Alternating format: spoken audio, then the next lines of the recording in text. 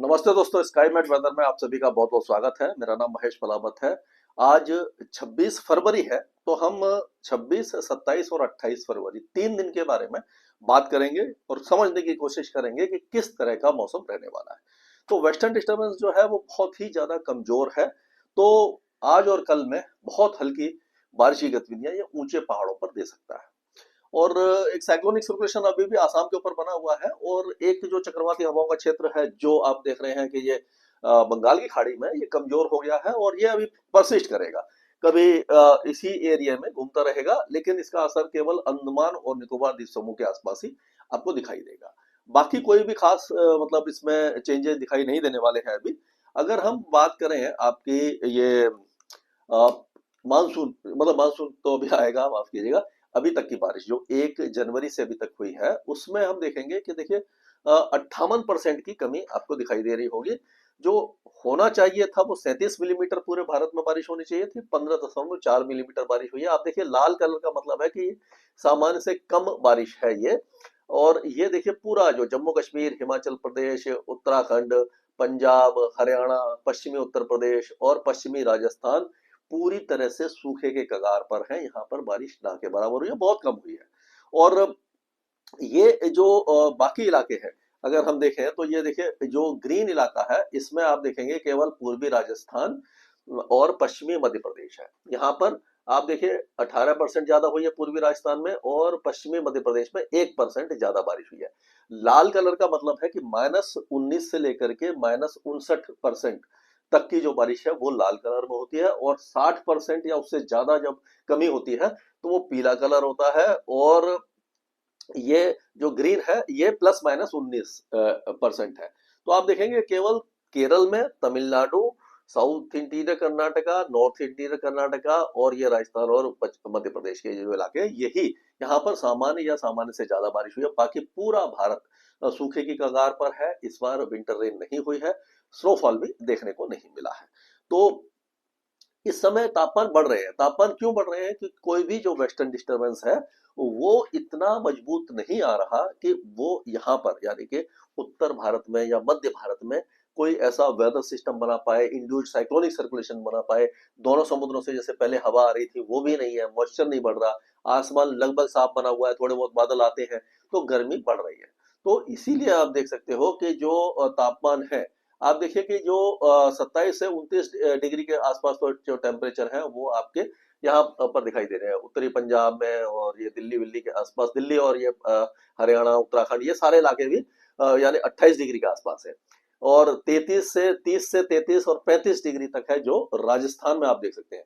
ये देखिए 35 डिग्री ये पश्चिमी राजस्थान में आ गया, 34 35, 30 31 ये राजस्थान में है। पूरे उत्तर प्रदेश में 29 से 30 डिग्री के आसपास है।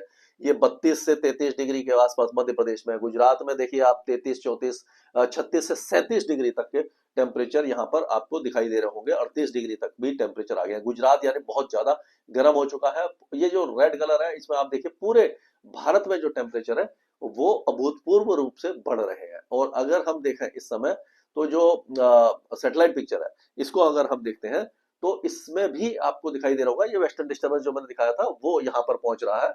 ये हल्का सा वेस्टर्न डिस्टर्बेंस है, तो ये वेस्टर्न डिस्टर्बेंस आप देख सकते हैं कि ये पहाड़ों पर आ रहा है। तो लेकिन ये ऊंचे पहाड़ों पर ही इसका असर आपको दिखाई देगा। ये देखिए ऊंचे पहाड़ों पर ही दिखाई दे रहा होगा।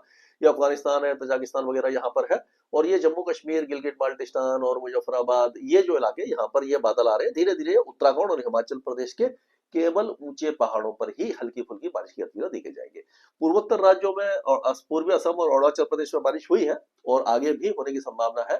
और ये जो एक और नया साइक्लोनिक सर्कुलेशन बन रहा है ये भी देखिए अंडमान जो निकोबार द्वीप समूह है, उसके दक्षिण में ही इसके असर ज्यादा दिखाई दे रहा है। एक तो साइक्लोनिक सर्कुलेशन यहाँ पर मैंने दिखाया था, और एक ये काफी नीचे बन रहा है जिसका असर भारत पर नहीं दिखाई देगा।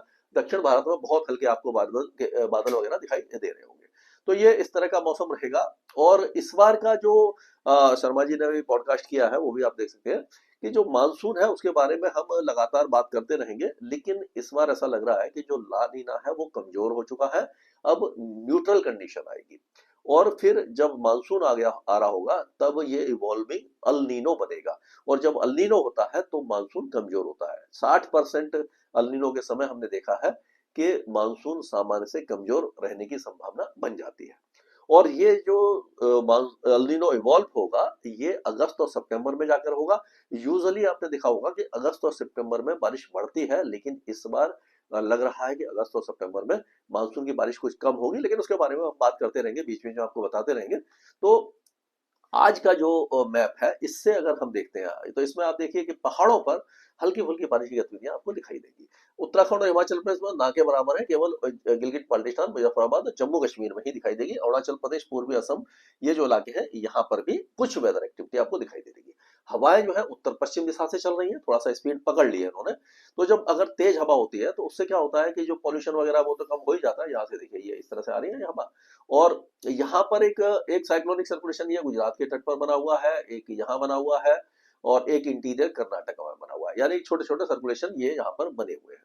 तो इससे क्या हो रहा है कि जो हवाएं हैं वो आप देखिए कि ये यहाँ से ये ट्रफ भी बन रही है, और ये गुजरात की तरफ ये ट्रफ बन रही है। तो गुजरात की तरफ ये हवाएं आ रही है यहाँ से, और ये राजस्थान की तरफ भी आ रही है। तो उससे क्या होगा कि थोड़े बहुत बादल, ये मॉइस्चर यहाँ से जो बंगाल की खाड़ी से आ रहा है, लेकिन यहाँ से ये घूम रहा है। अगर यहाँ पर कोई साइक्लोनिक सर्कुलेशन होता राजस्थान वगैरह पर, तो क्या होता, हवा ऊपर की तरफ उठती, और ये देखिए घड़ी की दिशा में घूम रही है तो ये नीचे की तरफ आ रही है, इसीलिए यहाँ पर बादल नहीं बन रहे हैं और बारिश की संभावना नहीं बन रही है।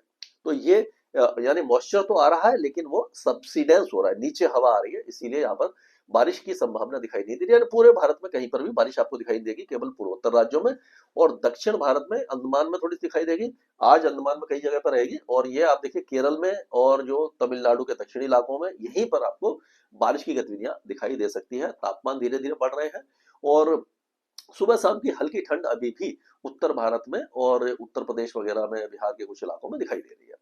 अगर ये हम 27 तारीख की बात करते हैं तो 27 तारीख में भी वेस्टर्न डिस्टर्बेंस थोड़ा और आगे आएगा, हिमाचल प्रदेश तक बारिश देगा।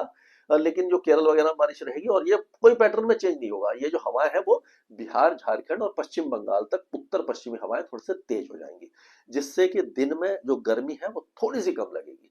क्योंकि जब तेज हवा चलती है और थोड़ी सी, क्योंकि उत्तर से आ रही है, तो ये थोड़ी सी ठंडी होगी, जिससे धूप निकलने के बावजूद भी आपको थोड़ा सा ये मतलब ठीक ठाक लगेगा। अब 28 तारीख की अगर बात करते हैं तो 28 तारीख होते होते ये वेस्टर्न डिस्टर्बेंस बहुत कमजोर हो जाएगा। उसके बाद 1 और 2 तारीख को कोई भी वेस्टर्न डिस्टर्बेंस नहीं है। लेकिन इसके बाद जो आएगा 3, 4 और 5 तारीख को जो वेस्टर्न डिस्टर्बेंस आएगा वो अपेक्षाकृत ज्यादा मजबूत होगा।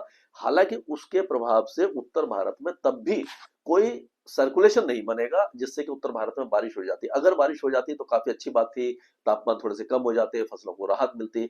और लेकिन ये पहाड़ों पर ही इसका इम्पैक्ट दिखाई देगा, हिमाचल प्रदेश तक दिखाई देगा, उत्तराखंड में कम दिखाई देगा।